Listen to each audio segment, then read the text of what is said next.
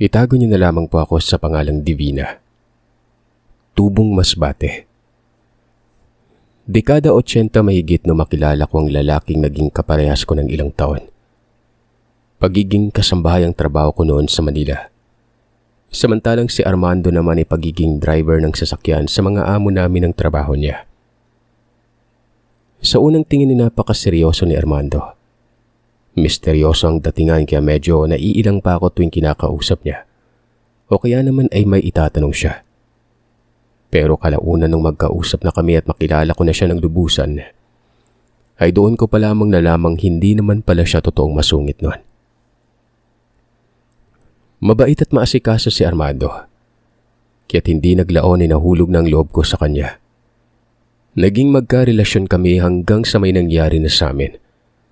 At nung malaman naming buntis ako, inaya niya na akong magsama kami sa iisang bubong. Kahit nagsama na kami noon ni Armando ay hindi ko pa rin lubusang kilala ang tunay niyang pagkatao. Basta ang alam ko lang ay taga Mindoro ito. Doon nakatira ang angkan niya. Maliban doon ay wala na akong ibang alam pa. Ewan ko ba kung bakit. Hindi man lamang ako nagtanong sa kanya noon. Tungkol sa mga kaanak at kung saan sa Mindoro nakatirang angkan niya. At anong klaseng angkan meron sila. Siguro dahil sa naging panatag ako masyado na walang problema o pagsubok na darating sa buhay namin. Kaya ganon.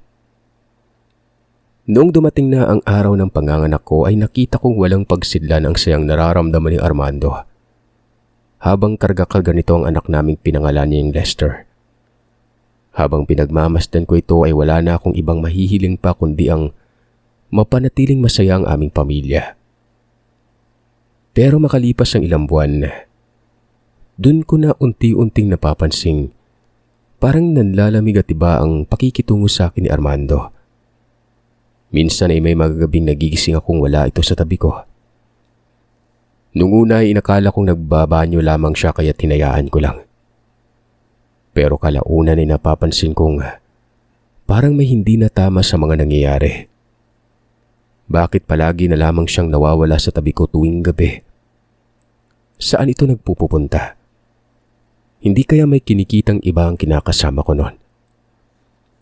Kahit na anong pilit kong isiping walang ginagawang masama si Armando o hindi niya ako niloloko, ay hindi ko pa rin maiwasang mag-isip na baka may iba ng kinalolokohan na babae ang kinakasama ko noon.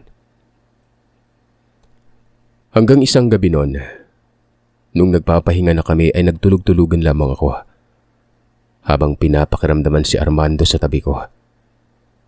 Gusto kong malaman kung anong ginagawa niya at kung saan siya pumupunta sa kalaliman ng gabi. Mga bandang alauna ng madaling araw, nung maramdaman kong dahan-dahang bumangon ito at naglakad na palabas ng bahay. Saka pa lamang ako bumangon noong maramdaman kong nasa labas na ng bahay ito at pasimpleng sinilip ko ito sa bintana. Pagsilip ko nga sa maliit na siwang nito ay ganoon na lamang ang pagkunot ng noo ko. Nang makita ko siyang nakatayo sa bakuran ng bahay at nakatingala sa langit. Sakto pa namang malaki ang buwan ng gabing yon, kaya't nakikita ko ng malinaw kung ano ang ginagawa niya. Maya-maya ay dahan-dahan itong naglakad palabas ng bakuran na para bang may sakit na epilepsy. Panay ang pitik ng ulo niya na parang manok. May kakaibang boses din akong naririnig at alam kong nagmumula kay Armando ang boses na ito. Sa pandinig ko nga ay para itong may halak o plema na bumaras sa lalamunan at mayat maya rin ang pagsinghap sa kawalan. Nasa para bang may inamoy siyang pagkain nun. Panay din ang ginagawa niyang pagkamot sa braso at leeg na para bang dinapuan ito ng higad. Narinig ko ring nagkikiskisa ng mga ngipin niya na akala may galit na galit.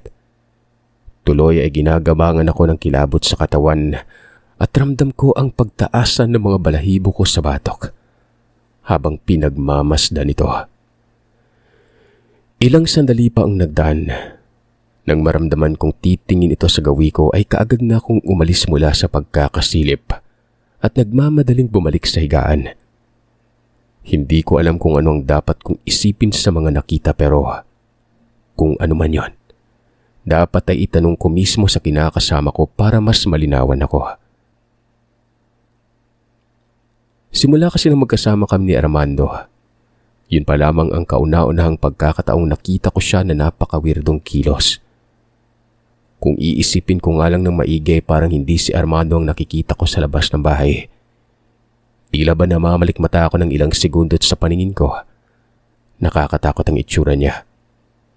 Malahalimaw, may nagbabagang mga mata na animoy masakit na hepa. Sa kakaisip ay hindi ko na malayong nakatulog ako noon. Umaga na nung magising ako at paalis ng trabaho ang kinakasama ko. Nakahanda na rin ang pagkain sa pagkainan at nung bumangon ako ay nagpaalam na siya.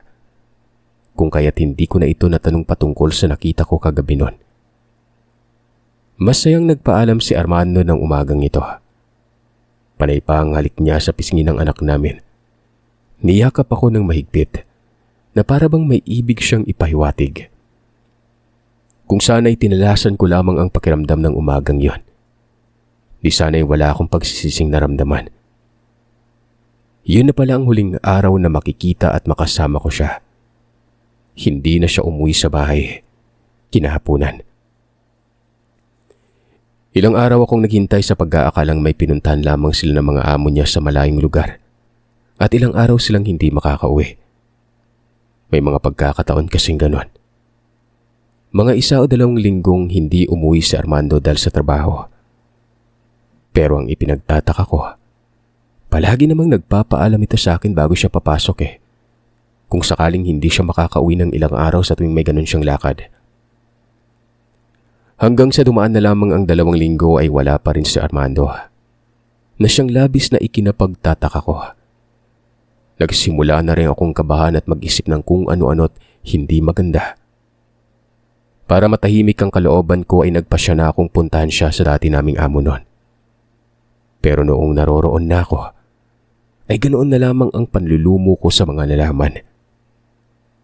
Ayon sa katrabaho niyang si Mang Esteban, mahigit 1 linggo nang hindi pumasok ang kinakasama ko. Ang akala niya nga ay nag-away kami o kaya't nagkasakit si Armando kaya hindi na nakapasok noon. Sunod-sunod na umiling ako at sinabi sa matandang 2 linggo nang hindi umuwi sa bahay ito. Nangangatal pang bibig ko na tinanong ito kung may sinabi ba sa kanya ang kinakasama ko noong huling mga araw na pumapasok pa ito. O kaya may nabanggit bang kahit na ano. Pasensya ka na Divina pero kasi wala akong natatandaang may nabanggit sa akin si Armando Basta ang napapansin ko lang noon, kakaiba yung mga kinikilos niya. Palaging nakatingin sa malayo at parang may hinahanap o tinitingnan. Tsaka tahimik maghapon. Magsasalita kapag kinakausap o kung may itatanong sa kanya. Matapos kong malaman niya na halos mabaliw na ako at hindi alam kung ano ang gagawin. Hindi ko alam kung saan ko hahagilapin ang taong yon. Sa paglipas ng ilang araw ay wala pa ring Armando na nagpapakita.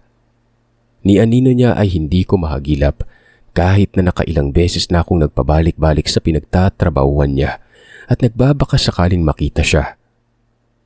Pero nanatiling bigo pa rin ako noon. Sa isip ko pa nga noon baka may kinakasama ng iba ito Kaya't umalis na lamang ito nang walang paalam. Pero magpaganon pa man ay pilit ko pa rin iwinawaksi ang ganong isipin. Hanggang sa isang paraan na lamang ang naisip kong solusyon noon. Ang pumunta sa probinsyang kinalakihan ni Armando at baka sakaling doon ay makita ko na siya. Yun na lang talaga. Huli na to.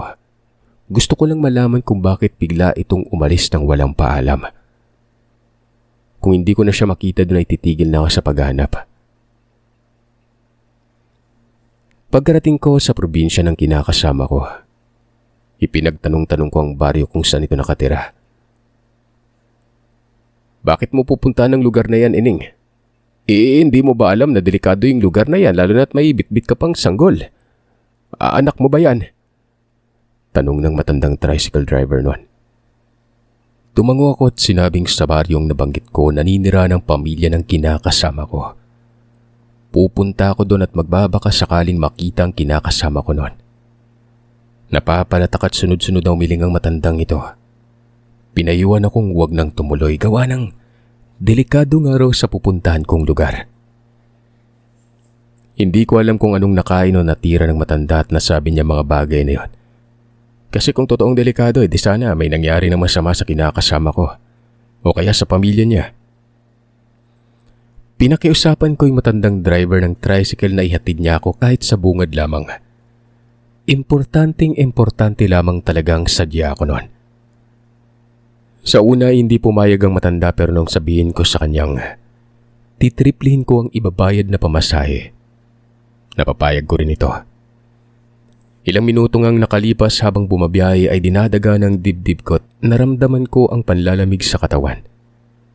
Hindi ko alam kung ano ang gagawin at sasabihin oras na makaharap ko na ang pamilya ng kinakasama ko. Nakailang beses pa akong napahugot ng malalim na hininga. At mayat maya ang pagsilip sa labas ng tricycle. Mabuti na lang at hindi iyakin yung anak ko. Tulog lamang ito ng tulog sa mahabang biyahe.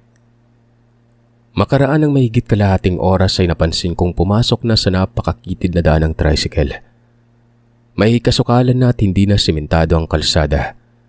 Karamihan sa mga nadadaanan namin ay pawang naglalaki ang puno na. Hanggang dito na lang kita kayang ihatid, iha. Magtanong-tanong ka na lamang dyan sa looban ng baryo kung saan nakatirang pamilya ng asawa mo. Wika sa akin ng matanda habang ibinababa ang gamit ko. Agaran na akong nagbayad at nagpasalamat dito. Siya nga pala, iha, kung sakali mang may nararamdaman kang hindi maganda o napapansin, umalis ka na kaagad kung may pagkakataon man, ha. Tsaka yung anak mo, huwag mong ihiwalay sa paningin kung ayaw mong may mangyaring hindi maganda. Sana proteksyonan ka ng taong pupuntahan mo. Paalala ng matanda bago nito pinaandar ang tricycle at nagmadaling pinatakbo yon. Nagtatakang sinundan ko na lamang ng tingin ng matanda habang papalayo. Hindi ko alam kung dapat ba akong matakot sa sinabi nito. Maya-maya pa ay napaiktad ako ng maramdamang may kumalabit sa balikat ko noon. Noong lingunin ko kung sino ang kumalabit ay bumungad sa akin ng nakangising matandang lalaking medyo kuba na. Kitang-kita pa ang maiitim nitong ngipin na aakalain mong hindi nililinis ng ilang buwan. Nakalanghap din ako ng malansang amoy at alam kong nanggagaling yon sa matandang ito. May hinahanap ka ba, iha? Tanong nito. Nakakatakot ang boses niya.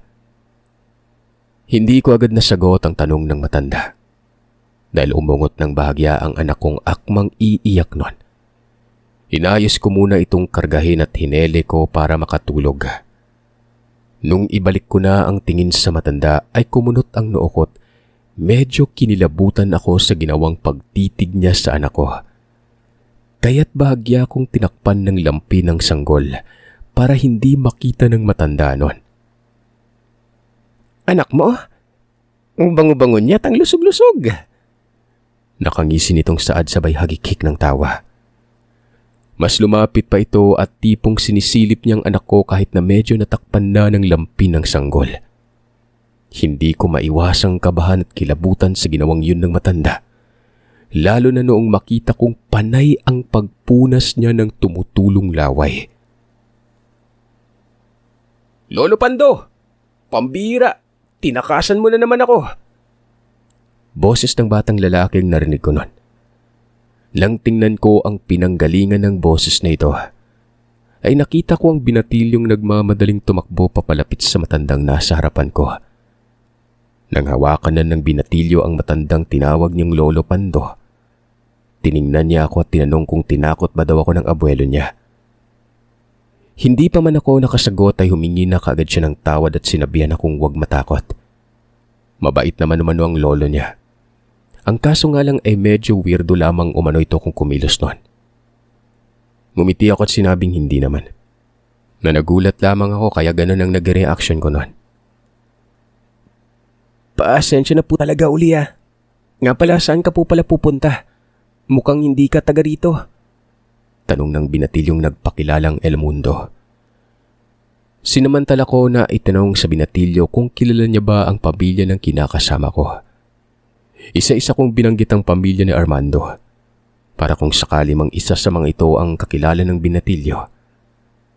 Saglit na tinitigan niya ako at parang may ibang gusto itong sabihin. Nababanag ko sa mga mata ng binatilyo ang pag-aalala nun. Bakit ka pupunta sa bahay nila? Ano pong kainyangan niyo doon? Kahit na nakakaramdam na ako ng hindi maganda at dinadaga na rin ng dibdib ay pilit akong ngumiti. Sinabihan ko ang binatilyong ama ng anak ko si Armando. At kaya kami pupunta sa bahay ng mga magulang niya dahil sa magbabaka sakali akong naroroon ang kinakasama ko noon. Ganun po ba? Samahan ko na kayo pero hindi ako lalapit sa bahay ni Manay Corazon ha. Ituturo ko lang po sa'yo at ikaw na yung lalapit sa bahay ng mga magulang ni Kuya Mando. Turan ng binatilyo at sinabihan ng lolo Pando niyang umuwi na ito para hindi ito maambalos ng nanay niya. Nagtatakang tiningnan ko ang binatilyo noon dahil hindi naman Mando ang pangalan ng kinakasama ko. Sa isip-isip ko baka Mando ang palayaw ni Armando sa kanilang baryo. Humugot ako ng malalim na hininga at sumunod na dito sa binatilyong ito. Tinulungan pa ako nitong magbuhat ng gamit at nung nasa hindi kalayuan na kami, ay itinuro niya sa akin ang may kalakihang bahay. Hanggang dito na lang kita may hatid, Ate Divina. Saad ng binatilyo at sinabihan akong ako na lang mag-isang lumapit sa bahay na yon. Pinasalamatan ko siya at noong magpatuloy na sana ako sa paglalakad, ay narinig kong nagsalita ang binatilyo noon. Nang tingnan ko siya ay mahigpit niya akong binili ng wag nang magtagal pa sa bahay na ito. Kapag nakita ko na raw ang sadya ko ay lumabas na kaagad ako ng baryo dahil sa mapapahamak lamang ako kapag magtatagal pa. Mag-iingat ka palagi, Ate Divina. Sige, alis na po ako. Anang nito at tumakbo ng pabalik sa pinanggalingan namin noon. Nagtataka man ako sa sinabi ng binatilyo ay hindi ko na lamang yun pinansin pa. Nasasabik na kasi akong makitang muli si Armando. Samot-sari nang nararamdaman ko ng mga sandaling nasa harapan na ako ng bahay. Hindi ko alam kung tuwa ba dahil sa natuntun ko na ang bahay ng pamilya ni Armando. O kaba gawa nang natatakot ako kung anong kahihinatnan ng pagkikita naming muli. Malaki at may pagkaluma ng bahay. Gawa sa mga matitibay na tabla ang dingding at malakapanuhunan pa ng Kastila ang disenyo ng bahay na yon. Kakatok na sana ako ng pintuan nang biglang bumukas yun at may lumabas na matandang lalaki sa pintuang ito. Sino ka? Anong sadya mo dito sa bahay? Katulad ng mga taong napagtanungan ko ay sinabi ko dito kung anong sadya ko. Saglit na tumitig sa akin ang matanda. Tapos ay kumunot ang noong nagtanong kung ano ang pakay ko sa anak niya. Sa paraan ng pagtatanong ng matanda ay pagalit at parabang tipong nagkamali lamang ako ng isasagot. Tiyak may kalalagyan ako nun. Bakit mo hinahanap si Mando? May atrasyo ba siya sa'yo? Nabuhayan ako ng loob na malaman kung siya palang ama nito. Napawi ang kaba at agam-agam na nararamdaman at napalitan ng kagalakan at tuwa nun. Napangiti ako at sinabi sa matanda na ako ang kinakasama ng anak niya. At ang karga-karga kong sanggol ay ang anak namin. Matalim ako nitong tiningnan at tumingin din ito sa anak kong mahimbing pa rin natutulog nun. Kinakasama. Dahan-dahan akong tumango at hindi makatingin ng diretsyo. Naiilang kasi ako at sa hindi mawaring dahilan ay para bang may kung anong merong kakaibang presensya ang matanda. At sa unang tingin pa lamang nito, matatakot ka na. Maya-maya pa ay tumitingin din ito sa paligid nun. Pagkatapos ay sinabihan niya akong magmadali nang pumasok sa loob ng bahay. Kinakabahan man at nag-aalangan ay sumunod na lamang ako sa kanya't. Corazon, halika muna rito at may bisita tayo. Bisita? Aba, teka lang. Wala naman akong natatandaang may bisitang darating ngayon. Sino ba yan ha? Rinig kong boses ng matandang babae at lumabas na ng silid malapit sa bulwagan. Saglit na napatitig ako sa matandang babaeng medyo may katarayan ng pagmumuka. Pero hindi maikakailang ito ang kahawig ng kinakasama ko noon. Maupo ka muna, iha, at ikukuha lamang kita ng tubig na maiinom. Wika ng ama ni Armando. Nagpalipat-lipat ng tingin sa akin at sa sanggol na dala ko ang matandang tinawag na Corazon. Hindi ito kumikibo at nagsalita man lamang. Bagkos ay nakasimangot ito at waribay. Hindi niya nagustuhan ang pagdating ko. Pagbalik ng ama ni Armando sa upuan ay kinapalan ko ng mukha ko. Tinanong ko siya kung uuwi ba sa kanila ang kinakasama ko noon. Bigla na lang kasi itong umalis ng bahay namin ng walang paalam noon. Maya-maya pa ay may naririnig na akong mga yabag ng paang papasok sa bahay. Sa hindi mawaring dahilan ay biglang lumakas ang kabog ng dibdib ko. At para bang naramdaman ko ang presensya ng kinakasama ko noon. Napatingin ako sa pintuan.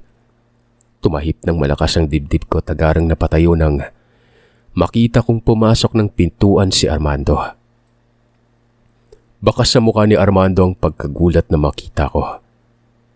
Saglit pa itong napatitig at tumigil sa paglalakad pero agad din naman siyang tumikim at nagsalita noon.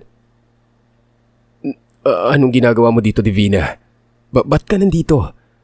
Paano mo natuntun yung bahay namin? Kumunot ang noo ko't hindi sinagot ang tanong niya. Salip ay ako ang nagtanong sa kanya kung bakit umalis ito sa bahay nang wala man lang pasabi. Ni hindi man lamang siya nagpaalam kung uuwi man lang pala sa kanila. Hindi ko naman sana siya pipigilan kung talagang gusto niya na kaming iwan ng anak niya. Hindi yung nagmumukha kong engot kakantay sa kanya kung kailan uuwi sa bahay noon. May rason ako kung bakit umalis ako sa bahay natin. Sana hindi ka na lang pumunta dito. Dahil sa narinig ko hindi ako nakasagot. Bakit parang kasalanan ko pang sinundan siya hanggang sa kanila? Bakit hindi man lamang siya natuwang makita kaming dalawa ng anak niya noon? Mando, dalin mo na sa silidang mag-ina mo at doon na kayo mag-usap ng masinsinan. Utos ng ama ni Armando. Hindi mo alam yung pinasok mo, Divina. Dapat hindi ka na pumunta pa dito.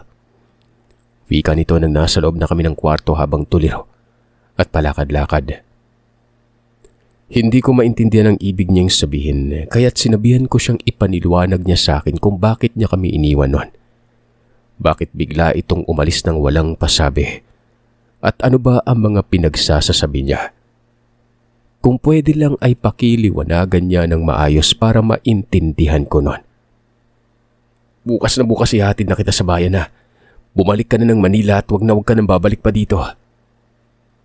Nanlumo ako sa narinig ko. Naisip kong baka may iba na siyang kinakasama. Kaya ganoon na lamang kadaling kalimutan ang pinagsamahan namin. Hindi na ako muli pang nagtanong dito dahil sa wala na rin naman akong nakuhang sagot. Masakit man isiping walang pakialam sa aming mag-ina si Armando pero wala eh.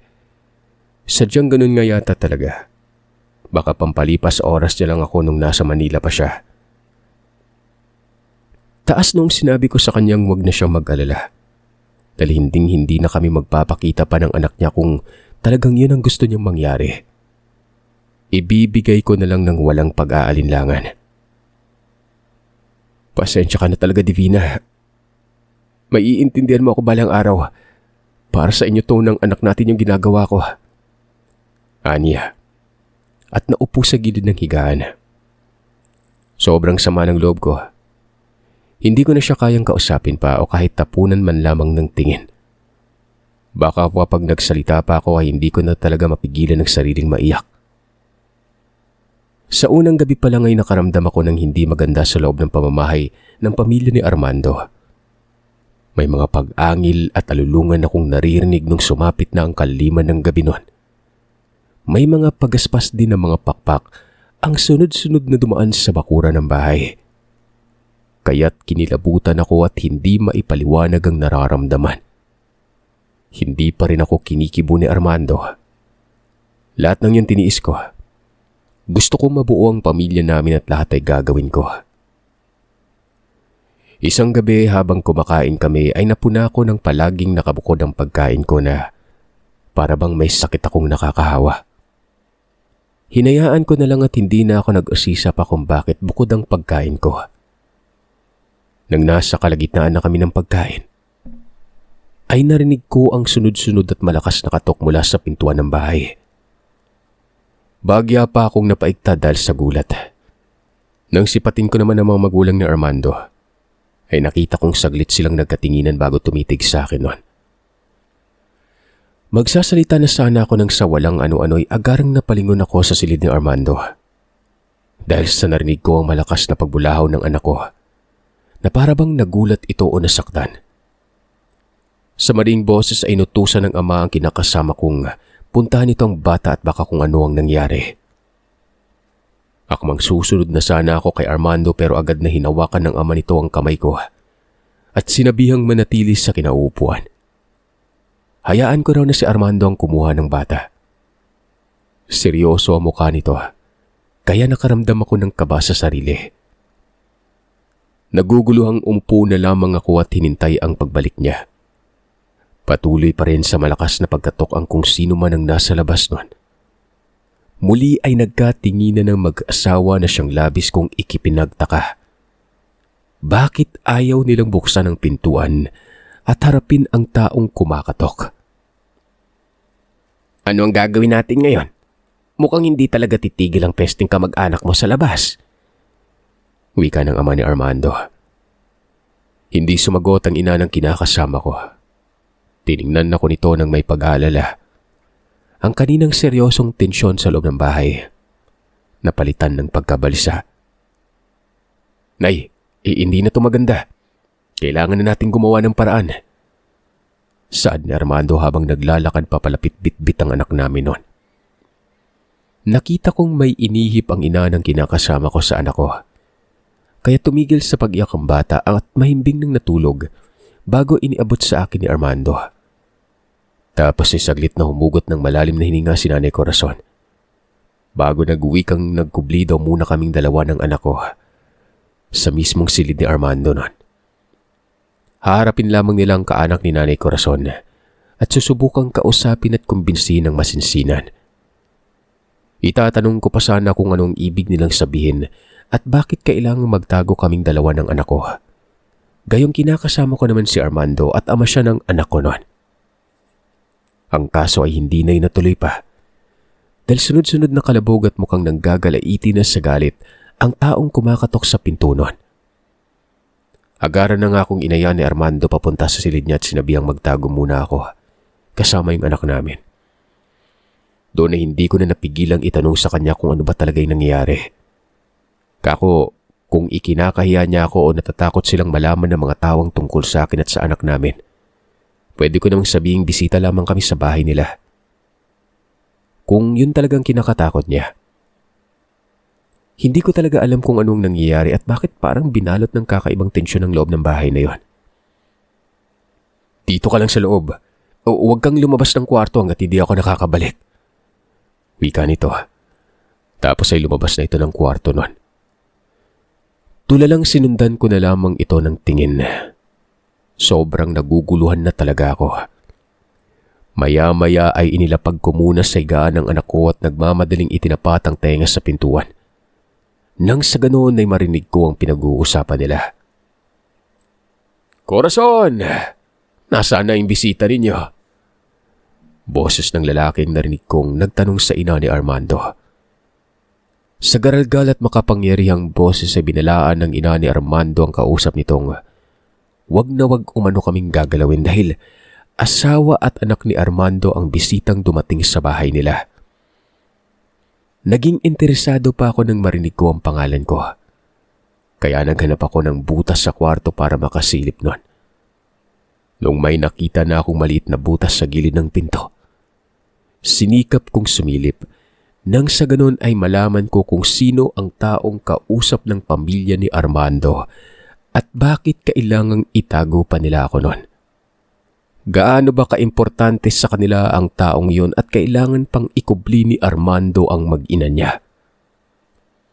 Nang makasilip na ako ay ganun na lamang ang panlalaki ng mga mata ko nang makita ko ang wangis ng kausap ng pamilya niya. Nakakapanghilakbot yun at hindi ko kayang tumitig. Pakiwari ko ay parang unti-unting hinihigop nito ang sariling iniriya ko. Napahawak na lamang ako sa dibdib ko at agaran ng umalis mula sa pagkakasilip. Isa din kasi sa naging dahilan ko bakit hindi ko kinayang tingnan ang nasa pintuan ng bahay. Sa kadahilan ng maging ang mga magulang ni Armando, ay nakita kong naging nakakatakot din ang itsura. May namumulang mga mata. Sinasabayan pa ng paggaralgal na boses at walang tigil sa pag-angil. Hindi ko na napigilan ang sariling matakot at napapaisip kung anong klaseng pamilya meron sila. Ilang sandali pa ay nagkagulo na sa loob ng bahay. Napatili ako nang biglang bumukas ang pintuan. Bumungad si Armando. Hinatak ako nito palabas ng kwarto, bitbit ang sanggol at tumakbo kami palabas ng bahay noon. Habang ang mga magulang niya ay nakikipagbuno sa mga bisita nila. Umalis ka na dito, Divina. Huwag ka nang babalik pa anumang mangyari. Pakiusap, umalis ka na. Ingatan mo yung anak natin. Saan ni Arman? Sa huling pagkakataon ay tinanong ko siya kung ano ba talagang nangyari. Makinig ka mabuti. Kaya ako umalis sa bahay natin dahil sa natuntun na ako ng kamag-anak naming aswang. Nagbanta silang papatay niya yung magulang ko at papatay niya kayo ng anak ko kapag hindi ako bumalik dito sa amin. Dagdag pa nitong wika. Nais daw kasi ng mga kaanak ni Armando na siyang sumalo sa pagkaaswang ng abuelo niya. Dahil bukod tanging siya na lamang ang hindi aswang sa lahi nila noon. Ayoko madamay kayo ng anak natin. Kaya hindi ko na sinabi sa iyo ang buong pagkatao ko. Pakiusap, lumayo na kayo dito ng anak natin. Gusto ko mabuhay kayo ng normal. Kaya kong isakripisyo ang sarili. Basta makita ko lang kayo maayos ng anak natin. Sa huling pagkakataon ay niyakap ako ng mahigpit ni Armando. Sumunod ako sa pakiusap niya. May binigay itong makapal na sobre at sinabing ingatan ko yun at magsimulang mamuhay ng normal. Paglabas ko ng bahay, nagulat pa ako nang makita kong binatilyong si Elmundo. Dali-daling hinawakan niya ako sa kamay at inayang sumunod sa kanya. Nang tingnan ko si Armando ay tumango ito at mapait ng mitinon. Sobrang nakakatakot ang wangis ng mga nilalang. Nang matanaw ko mga ito, kaya't nagmadali na akong sumunod sa binatilyo noon. Hinatid ako ng binatilyo palabas ng baryo.